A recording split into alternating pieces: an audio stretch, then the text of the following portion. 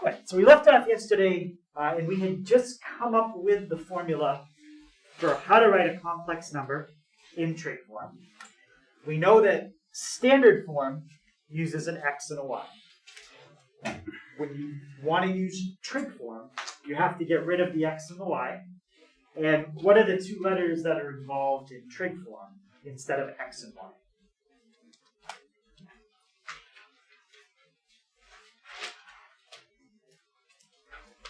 Yeah. Okay, so, well, the I is still in both forms because I is just imaginary. So we do have I in both. But when we get rid of the x and the y, they're replaced with a, yep. Sine and cosine? Part of it. What else is there too? More than just sine and cosine. Well, what was the formula we had yesterday for x?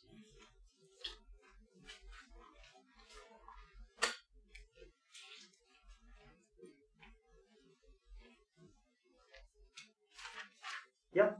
R cosine. R cosine Theta. theta.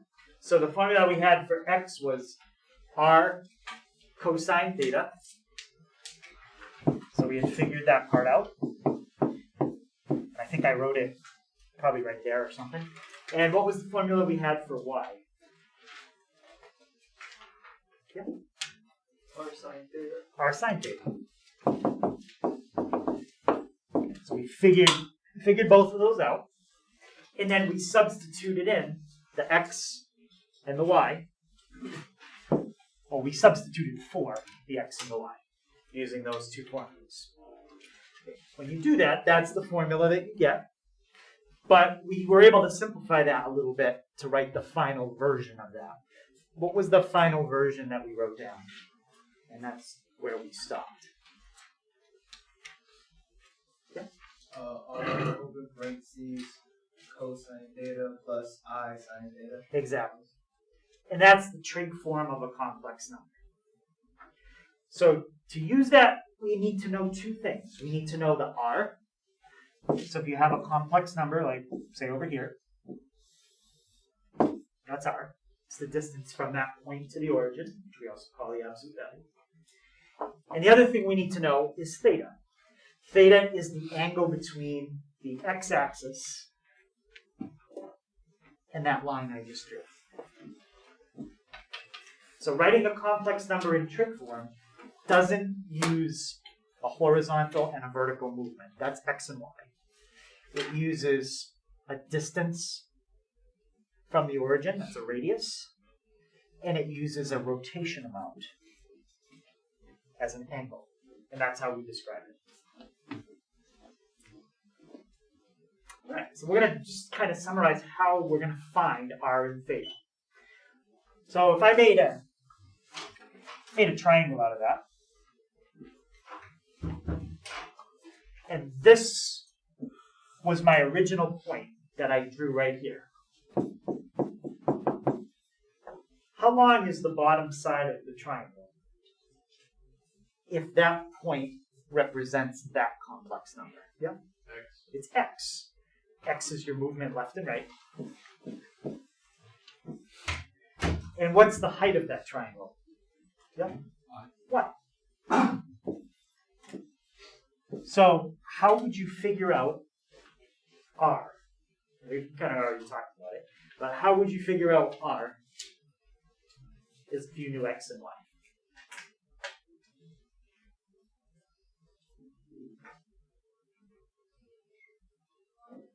Yeah? If we knew x and y? Yeah, which you will. Pythagorean theorem. Yeah, we use the Pythagorean theorem.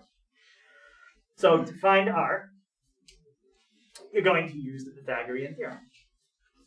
And this is where we left off. Whatever you get when you do the Pythagorean theorem using x and y, you're going to take that value you get and you're going to plug that in for the r. So that's going to go here. The next thing we're going to need is the theta. Well, let's look at the two sides that we know and where they are. You need to figure that angle out. And you're going to know this side and that side. What position is the side that's x units long?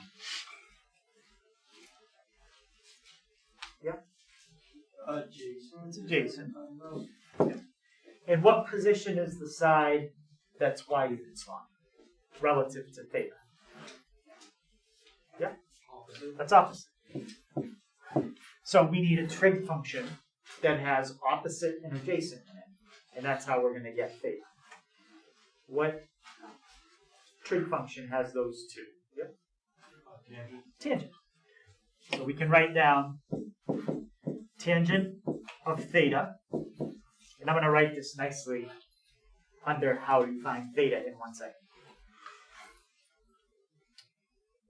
So the tangent of theta would equal, and what would go on the other side if you use that diagram? Yep. Y over x. Now, the formula that we use for writing a complex number in trig form doesn't have tangent theta in it. It has theta. So you need to get theta by itself. So how would you get theta by itself? So you have the number to fill in those two spots. Yep. Take the inverse. Yep. Take the inverse Tangent. yes. So to find theta, we're going to do exactly what Manny said. If we're in quadrants 1 and 4, you're just going to take the inverse tangent of y over x. Why can't we just do that all the time? Well, the problem with inverse tangent, if you remember the range, it's between -90 and 90. So when you put inverse tangent into your calculator and fill in some numbers for y and x, when you hit enter, you're going to get a value between -90 and 90. Here's -90. Here's +90. If you always get an answer between -90 and 90, that means it's always going to put you in what two quadrants? Yep. Isn't this 2 and 3, right? Wait, no, it's 1 and 4. 1 and 4. Well, not every coordinate that exists is in quadrants 1 and 4. You can get answers in 2 and 3. So if we want to find an angle that's on the other half of this picture, over on the left side, what we want to do is think about just adding something that would move us to the other half of the circle. What could you add as an angle that would move you all the way over to the other half of a circle? Like kind of shift your location to the other side. Yeah? You could add 180. So all you have to do is, if you want to get an answer in quadrants 2 and 3, that's fine. Just take the same formula. If you add 180 to it, it's going to shift your answer halfway around the circle, which puts you in the other quadrants. Now, Lauren said 180. 180 is right if you're doing degrees. But if you were doing radians, you would add pi. Okay, so that's how you find the radius. You use Pythagorean theorem. And that's how you find the angle if you're in quadrants 1, 2, 3, or 4. But you may end up somewhere else besides quadrants 1, 2, 3, and 4. Where else can you end up? Yep. Like right on a line of like 360, 90, 180, or -90. Yeah, so you could end up on one of the axes. Well, let's say you ended up on 90. Tell me as much as you can about the coordinate that I just drew. Yeah? X is 0. X is 0. We don't know why. Maybe it's 2, maybe it's 10. But the important thing is x would be 0 when you have a point on 90 degrees. Now, what would happen if you tried to fill in a point where x is 0 into one of these formulas?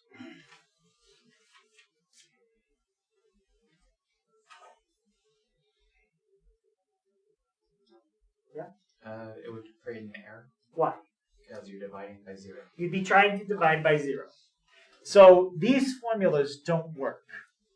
if you're on an axis. They work exactly when I wrote they work. They work in quadrants 1, 2, 3, and 4. In a quadrant means in the quadrant. It doesn't mean you can be on the axis. So then what do you do if you're on an axis? Well, you pretty much just have to memorize the answer. There's only 4 possible choices if you land on an axis. In degrees, you're either at 0, 90, 180, or 270. Those are the 4 possibilities on an axis. In radians, that's 0, pi over 2, pi, 3 pi over 2.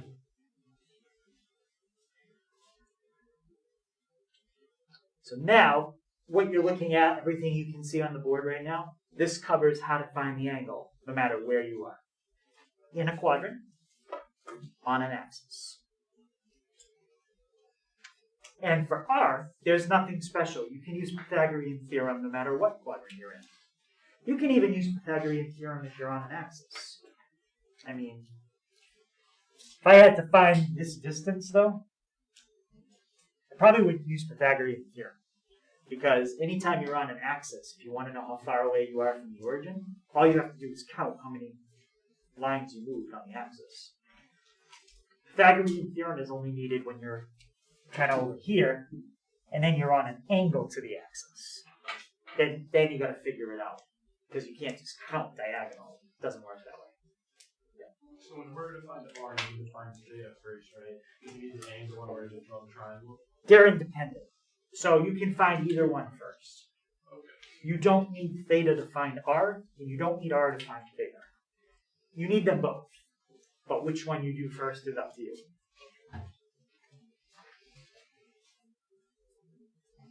Okay, so let's try an example of converting complex number in standard form to trig form.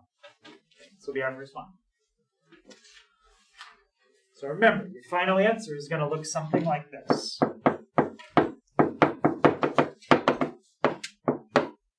All I have to do is figure out what R and theta come out to, fill them into that formula, and stop. We're not going to do anything else after we figure out the R and the theta. Okay, so I said it doesn't matter which one you do first, so let's get R out of the way first. There's no need to sketch this. If you are more visual and you want to see it, you can sketch it, but you don't have to sketch it. So we've gone left 2, up 2. That's R, right there. Okay. So how am I going to figure out what R is?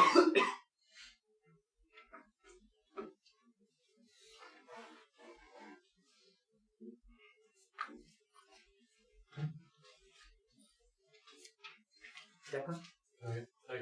Yeah. And how long is each side in that triangle? 2. So can you set up the Pythagorean theorem for me using those numbers? You have 2 squared plus 2 squared equals c squared. 2 squared plus 2 squared is equal to, what are we solving for? R. Yeah. So we'll just call it R since we're solving for R. Okay. So we're going to get 4 plus 4. So R squared is 8. Max, how am I going to get the R by itself there so I don't have that exponent? Square root of each side. I'm going to take the square root of each side. And what does the square root of 8 simplify to? Yeah, not a decimal, I just mean if you reduce that square root as much as you can. Yep. 2 times root 2. Yep. So that is important to always reduce the root as much as you can. Okay, so there's your radius. Now we have it. We don't need it again until we fill it into the formula to write the final answer. Okay. What's the other thing I need besides the radius? Yeah. The Y. The what? The Y. So what's the other letter in the formula we have to fill in for? remember the x and the y are gone. We got rid of those because that would be standard form. So trig form or polar form, we need the r, and we need theta. So this does depend on the quadrant you're in. You are not on an axis, so you're not going to be able to do it quick and just say 0, 90, 180, or 270. But we do need to know what quadrant we're in. What quadrant is that one? Yep, I'm sorry. Second. What's the formula to find theta if you are in the second quadrant? Declan? Pi plus inverse means of y. Yep, so you can do pi if you want to do radians. I'm going to stick with degrees on this problem. In fact, I always do it in degrees, and then if they want radians, I change it at the end. I always do degrees. So 180 plus inverse tangent of, remember, this is x, that's y. 2 over negative 2. So I'm really doing the inverse tangent of what number? Yep. Negative 1. Okay, so 180 plus the inverse tangent of negative 1. Now I'm in quadrant 2, so I'm expecting an answer between 90 and 180. And because this is an isosceles triangle, I'm expecting an answer exactly halfway between 90 and 180. Which means technically I could have figured this out without the formula. But it's only because these two numbers are the same. This is kind of special. But if I follow the formula, I get what I expected, which is a 135 degree angle. That's this angle right there. From the x-axis all the way to the radius.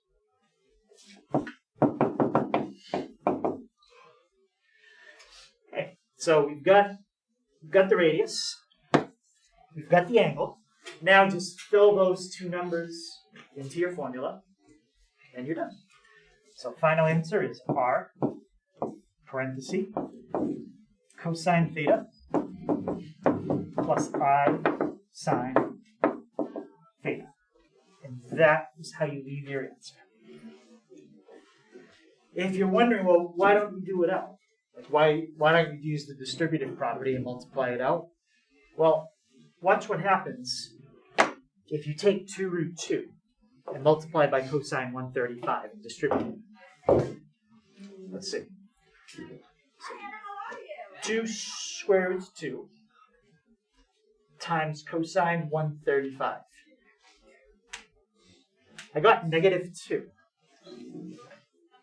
What's that negative 2? Yeah?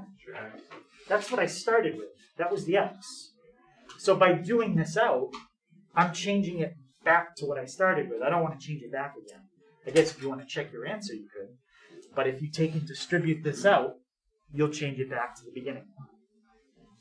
So that's why we leave it just like that. And that's how you find the trig form of a complex number.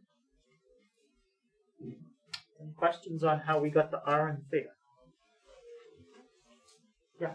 So, does this further get used for other stuff? Yes, and that's hopefully what I'm gonna show you.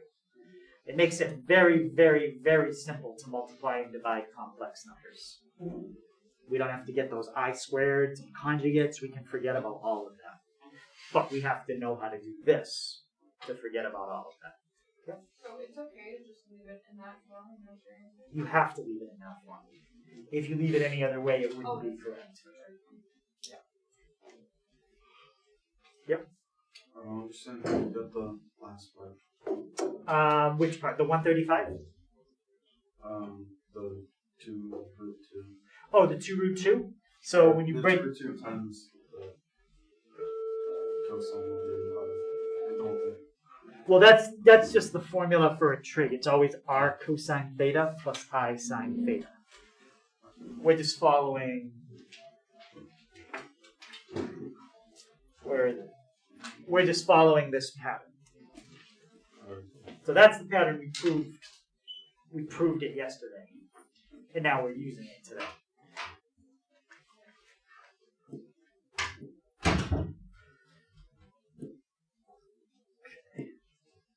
So what do we actually use this for? So it gives us a quick way to multiply and divide complex numbers.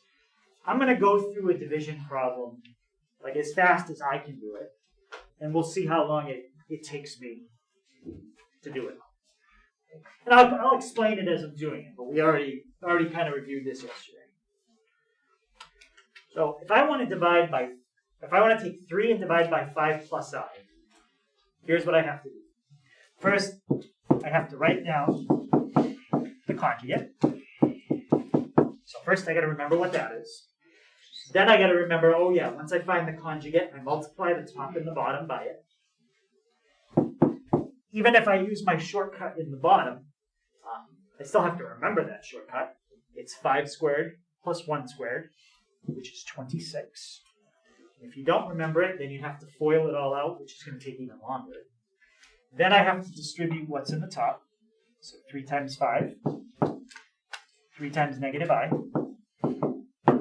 Then I have to still separate that into the real part and the imaginary part. Okay, so this is what you did that in homework last night. So I get 15 over 26 minus 3 over 26i. I mean, it doesn't take me like hours to do that, no. But there's still a lot of things I had to remember to do that. Well, in trig form, everything that just happened here, we can make a lot easier. And this wasn't even that bad because you didn't have a complex number here. So you didn't even have to FOIL anything that gave you I squareds. That didn't even come up. If it did come up, then you'd have to deal with all the I squareds and change them to negative 1s. So then it adds even a little bit more. And I think that was like the question in the homework. So, what can we do instead of all of that? We can do that. And it's going to reduce a problem like this to something you can probably do in your head very quickly. So let's say these are our 2 complex numbers. Now, the key to being able to do this quickly is they need to give you the complex numbers in trig form. If I had to do a problem like this, and I wanted to do it quickly in trig form, the problem is these numbers aren't in trig form. So now I have to take the time to change the top one to trig form, finding r and theta, change the bottom one to trig form, and then I could do it using what I'm about to show you. If the numbers aren't already in trig form for you, then what I'm about to show you isn't going to save you time, because you would have to get them in trig form. If they're already in trig form, that's perfect. That's what you want. So that's ideally when you use what I'm about to show you. When they give you numbers to multiply or divide, and they are already in trig form.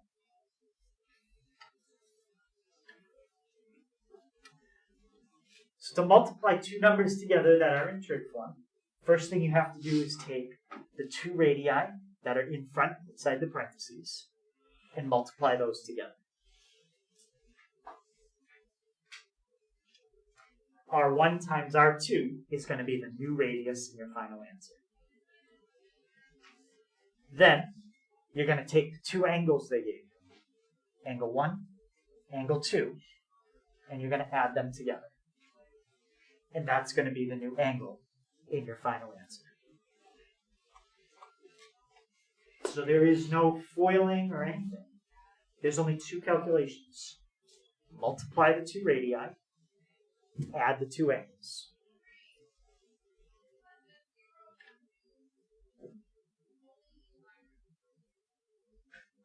And what I just showed you with that formula takes the place of doing something like this. Okay, I just made this problem up.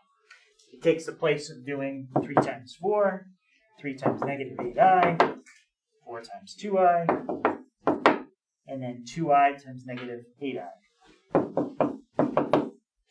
And if I was doing this problem, I'm not even done yet. I still got to change the I squareds to negative 1 and then combine all my like terms. Well, all of that goes away. Multiply the 2 radii, add the 2 angles. But in this case right here, that formula wouldn't really save you time because the original problem is not in trig form. So in my mind, it would be more work to change this to trig form and then use the shortcut. So when it's not in trig form, I still do it the old way. But when it's in trig form, that's great. It's a lot faster. Now, what do you think the formula is going to be for dividing? Dividing is where normally now you got to find the conjugate, multiply the top and the bottom, get the I squared, change it to -1, combine like terms. This formula is going to eliminate all that stuff I just said. How do you think you would get your new radius if you had to divide two complex numbers in trig form? Yep. You divide the first by the second. Yep. Divide the first by the second, R1 divided by R2. Of course, R2 would never be 0, because then you'd be dividing by 0. That can't happen. And how do you think you're going to get your new angle when you divide complex numbers in trig form? Yep. We'll subtract the two thetas. You'll subtract the two thetas.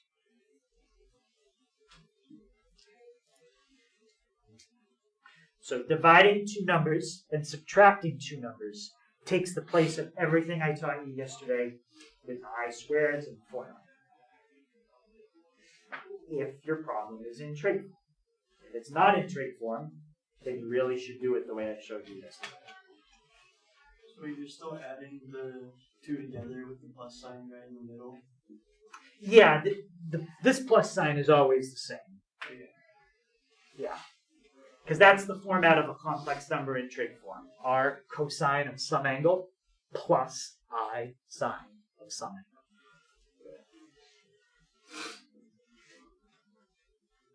So I'll give you maybe one or two of these first, already in trig form. We'll try it. And then we'll try one not in trig form.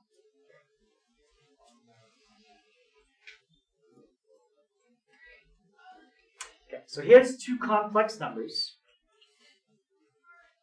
And I've already changed them to trig form for you. So it's like I'm giving you the trig form. This first one we did. -2 plus 2i.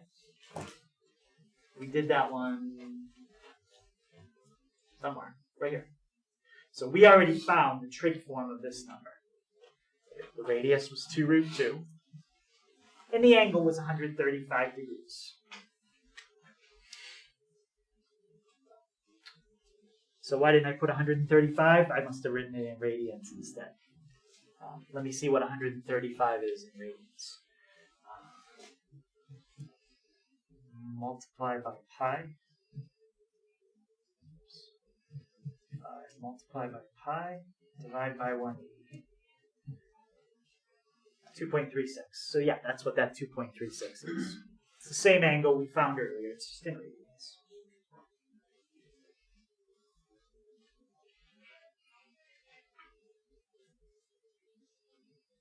Okay, so I want to multiply these two complex numbers together. What I don't want to do is do it as 3 plus 4i times -2 plus 2i and then FOIL it all out. I want to use my new shortcut. So how do we find the new radius if we're going to multiply this complex number by that one?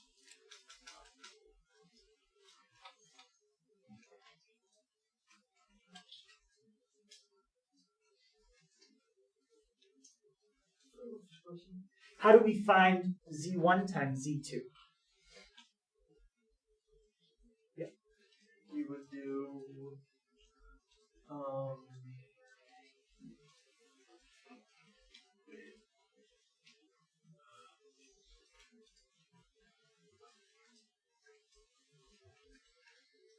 would it be 5 times 2 times the square root of 2? Yeah. This is R1, and this is R2. So you take R1 times R2. So what do you get if you multiply 5 times 2 square root 2? Yeah? You 10 square root 2. Yeah, 10 square root 2. Yep. So there's your new radius. And now let's do the angle. What's the rule for finding the new angle using the old angles? If you're multiplying.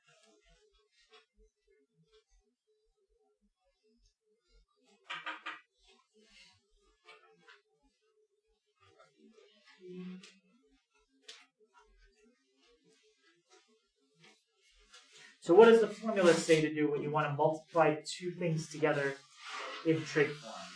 Look at the part that's with the angles and look at what I'm doing with them when I multiply. And then the one below it is when you divide. Yep. So you're adding the two angles, right? Yep. Sine and cosine. Yeah. You're going to add them. So what are the two angles I'm going to add? 0.93 and 2.36. 0.93 and 2.36. So that gives me a new angle of 3.29. R cosine theta plus I sine theta. There you go.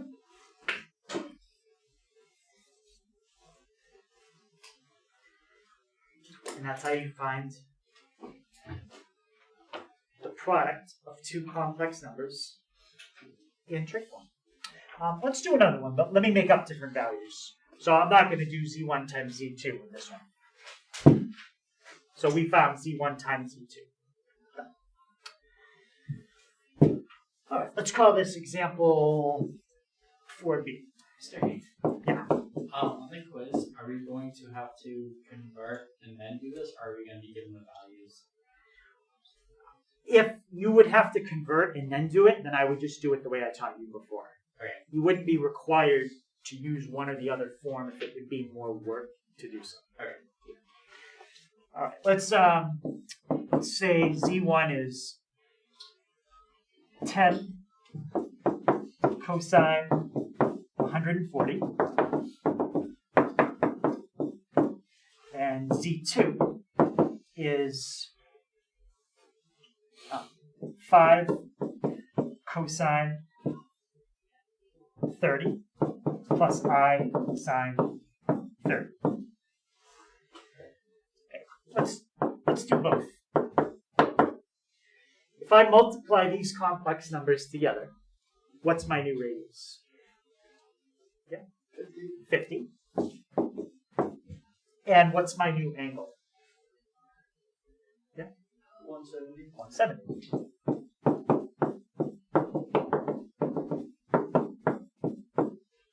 All right, now let's divide. If I divide z1 and z2, the old way of doing it would be the conjugate and all that stuff I keep saying. Now we're just going to do two calculations. This trig form speeds it up. What's my new radius when I divide z1 by z2? Yeah? 2. 2.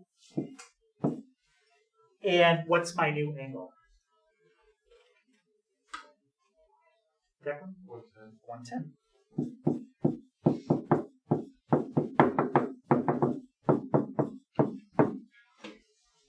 And both of these answers that we just got are in trig form. What if I didn't want this answer in trig form? Okay, I have it in trig form, but what if they said to write your final answer in standard form? What would be the last thing you would have to do with this to change it to standard form? Yeah. You would distribute it out. You're going to need a calculator. 2 times the cosine of 110. So that's negative 0.68. And then 2 times the sine of 110.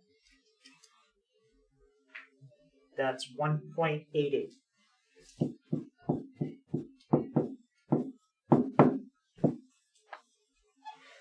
So that's how you would take the final answer in trig form and change it to standard form if they wanted you to. I think it's actually a lot easier to change trig to standard than it is standard to trig. To change standard to trig, that's what we just went over. You've got to find the radius and the angle using inverse tangent and Pythagorean theorem. But the reverse is a lot quicker. So any question on the pattern of what you do with the radii and what you do with the angles?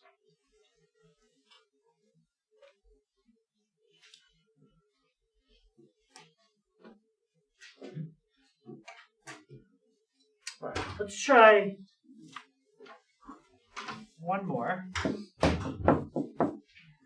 Let's say the first one was 12 cosine 30 degrees plus I sine 30 degrees. And Z2 is 2 cosine 45 plus I sine 45. Just want to divide. I don't want to multiply. If you did multiply them, it would be 24 and 75 for your radius and angle. See how quick it is to do it with this formula? It's way fast. What would be your radius if you divided these? Yeah? 6. And what would be your angle?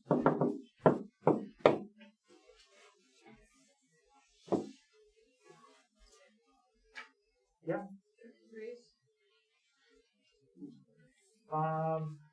How did you get 30 degrees?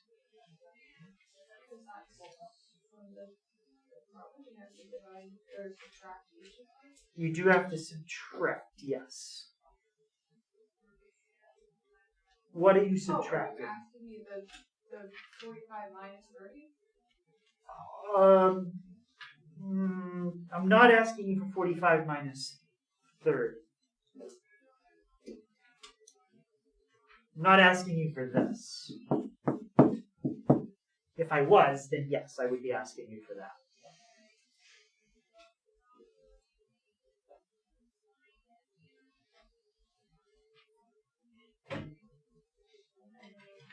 Max? It's 30 minus 45. It's 30 minus 45. And that gives me an angle of negative 15. A lot of times, they are not going to want you to leave your answer with a negative angle. So negative 15 means you went clockwise a little bit. What if I wanted to go the other way? What do you do to change negative 15 to a positive? You'd add 360 to it, so in this case it would be 245 degrees. Right. You could add 360. And that would give you 345. There's nothing wrong with negative 15 if the problem doesn't say to get rid of negative answers. Okay. So that's multiplying and dividing. Any question on that before we look at the last thing, which is raising to a power. And it's about the same difficulty as what I just showed you. Yeah. So let's say you were dividing and the radiuses were 12 and 5. Would you want us to give the decimal or just leave it as like 12 over 5? We'd probably just leave it as 12 over 5. I mean, if the rate, if it was a nice decimal, like if you had like 6 over 12, then you could write 0.5. That's not bad. Or you could reduce it to 1/2. But if it doesn't reduce, we'll probably just leave it. Other questions on it? Okay. If we've got something like, let's say 3 plus 2i, and I want to cube it. Cubing's not, I can do cubing pretty quick, right? It means I need to write 3 plus 2i, and I need to FOIL all that together. So I would start with the first two, and I get 9 plus 6i plus 6i, and then 2i times 2i is 4i squared, and I squared is what number? Yeah, negative 1. So that's really 4 times negative 1, which is negative 4. So that's going to give me 9 minus 4 is how much? Yep. 5. So that's what I get when I multiply the first two together. 5 plus 12i. Now I need to do it again. 3 plus 2i. Alright, so do it again. So 5 times 3. 5 times 2i is 10i. 3 times 12i is 36i. So that's 10i and 36i, which gives me 46i. And then 12i times 2i is 24i squared. but that's really minus 24.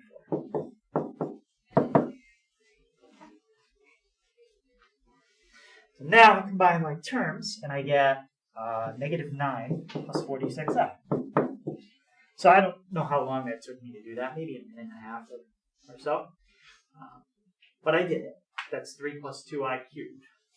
Now, if you ask me to do 3 plus 2i to the 48th, well, that means I would need to write 3 plus 2i 48 times and try to FOIL it all together. Well, that's going to be kind of a mess. It is going to be too much multiplication, too many I squareds, a lot of chance to get something wrong. So there's a formula we can use. And you can ask me to raise this to the 48th power or the 4800th power. And it's not going to make a difference how long it takes me to do it. But this number right here cannot be in standard form. If it's in standard form, you're never going to be able to do that. What form do you think this number has to be in? Yep, it has to be in trig form, and it makes the problem extremely easy. This is where trig form really starts to save time. Okay? Because if I had to raise this to the 4800th power by hand, I can't. That's impossible. But if I had to do it with trig form, I can change this to trig form, finding the radius and the angle. It may take me a minute, 2 minutes to do that. And then raising it to the 4800th power is the formula that I'm going to show you. Okay, so the last thing we're going to look at is how do you raise something to a power? Now, normally, the natural thing you do is if you can raise something to a power, you can undo that by doing a root. We're not going to look at how you do roots. We're only going to look at how you raise something to a power. And the formula that you use to raise something to a power is called de Moivre's theorem. De Moivre's theorem.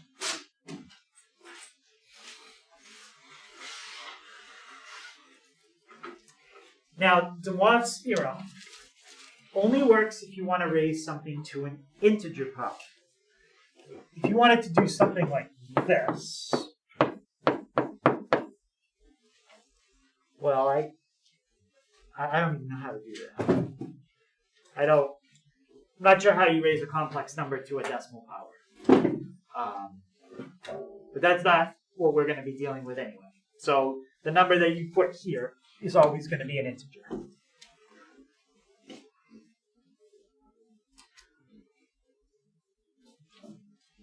So this is what your problem has to look like to use this theorem. You need to have a number in trig form, right there. And then n has to be an exponent that you want to raise it to, and it can't be a decimal.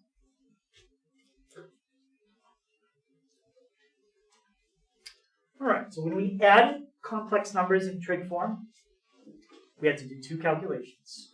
We had to multiply the radii, add the angles. The other formula we learned, we had to divide the radii and subtract the angles. And this formula is also going to involve two things. To raise something to a power, the first thing you do is take the radius and raise that to the power that they give you. And take the angle and multiply it by the power. Those are the two things you have to do.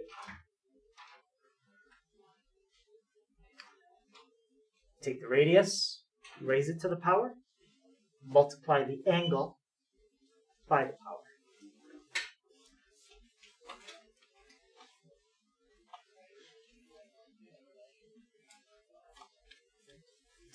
Let me try maybe one or two examples of that. Okay, maybe I'll do this one. I'll do the one that I had to that huge number. I don't remember what it was though. Okay, but maybe we'll do that one. Okay, but we won't start with that one.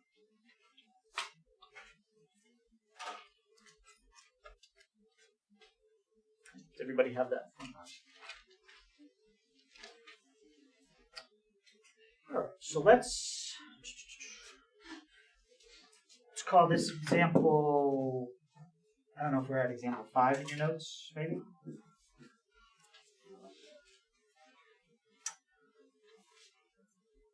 Let's say we had the complex number 2 cosine 30 plus I sine 30. So I'm giving you the number in trig form. I want you to find this. Z1 to the 5th power. Okay, so we're going to raise that to the 5th power. Take the radius they gave you, raise it to the power. Take the angle they gave you, and multiply it by the power. So what's going to be my new radius? Well, let's start with my old radius. What is that? Yeah? 2. And what power am I raising it to? Yeah? Or 5. What's 2 to the 5th power? Yeah? I think you did, that would be 2 to the 7th power. 32. So my radius is 32. And my angle, take the old angle and multiply it by the power. So what's my new angle? 150.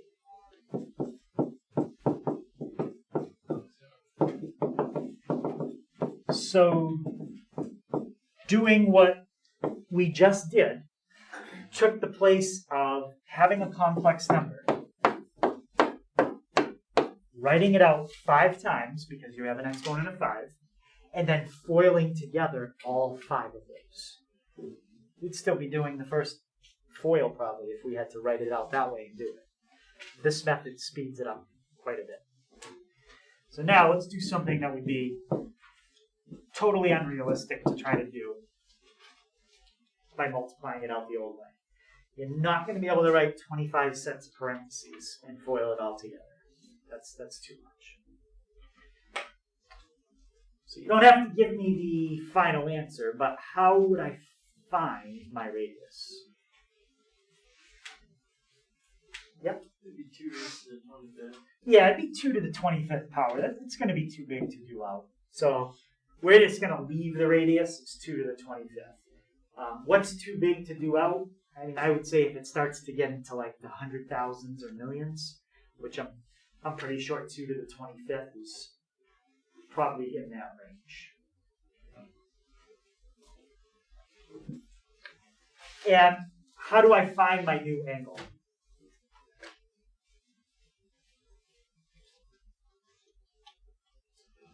Yeah? 30 times 25. It's going to be 30 times 25. That's not too big to do out. So I get an angle of 750 degrees. Now, like negative angles, they usually don't want you to write an angle that's bigger than 360. They don't want smaller, they don't want bigger. What can you do to an angle that's bigger than 360 to make it smaller, but it doesn't mess it up? Yeah? Subtract 360. You can subtract 360. So you end up with 390. Okay, so now what can I do? Yeah? Subtract 360 again. I can subtract 360 again. So it's kind of strange, but when you raise this number to the 25th power, the angle ends up staying the same. That can happen. I mean, the radius got a lot bigger. That's what really ended up changing. That just happened just by chance. Right? Yeah, that was just by chance. That normally does not happen. If it does, then it'll be great witness. But when you raise something to the 25th power, it's because the angle got pretty big, and then when I subtracted 360 twice, it was just a coincidence. It brought it back to the number I started with. Any question on that one? Let's try one more. Now, realistically, you probably could do this to the 3rd power. I mean, I did one for you. It took me about 2 minutes. 3 is not bad. But let's practice using de Moivre's theorem on this anyway.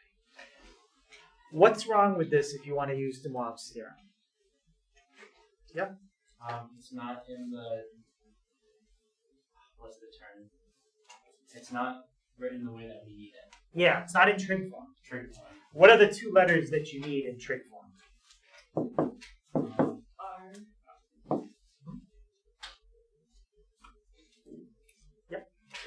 Theta. So let's write it in trig form. That's going to be the long part.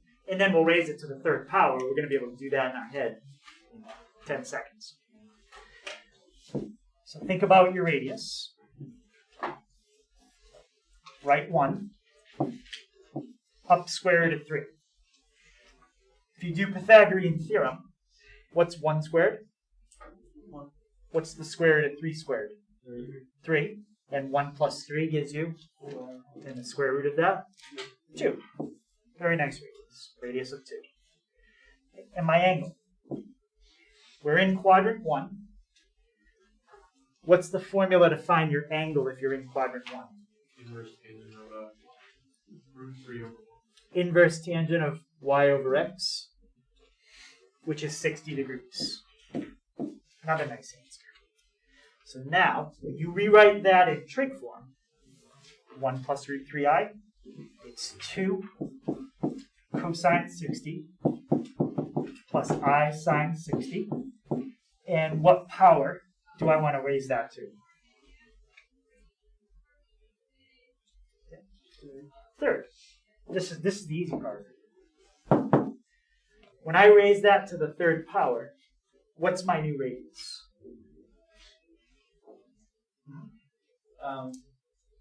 8. 8. Take your radius, raise it to the power. What's my new angle?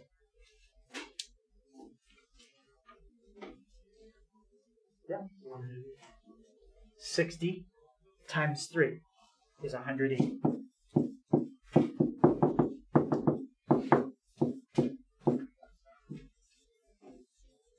And that's the final answer.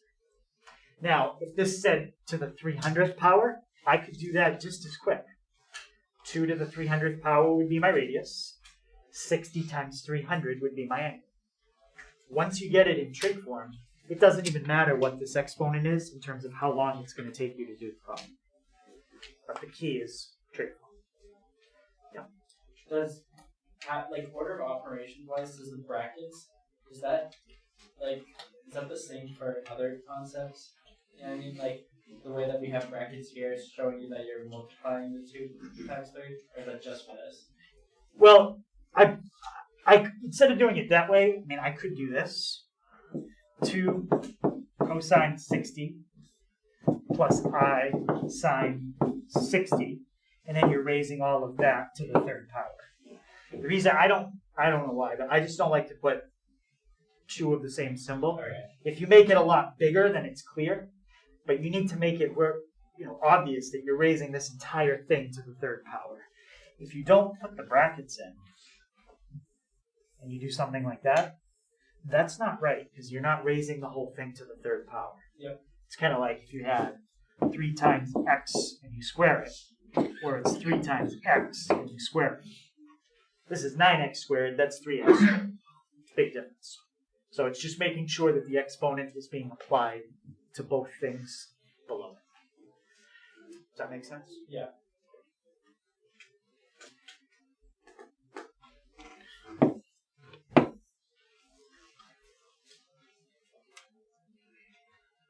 Any questions on that?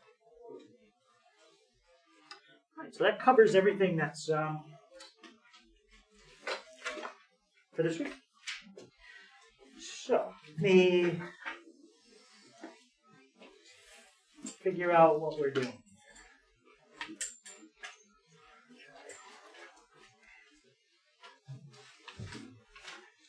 All right, so last night we did all this, right? Okay, so let me see, 17 to 20, that's fine, 33, 34. So let's do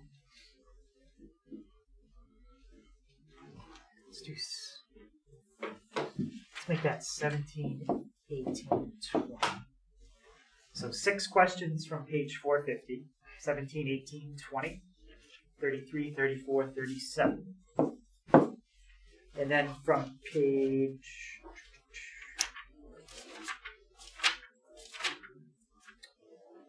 458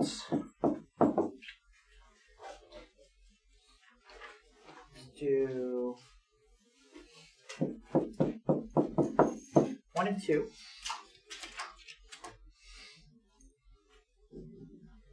And then let's do 7, 8, 12. So 6 questions from 450 and 5 questions from page 458. Okay.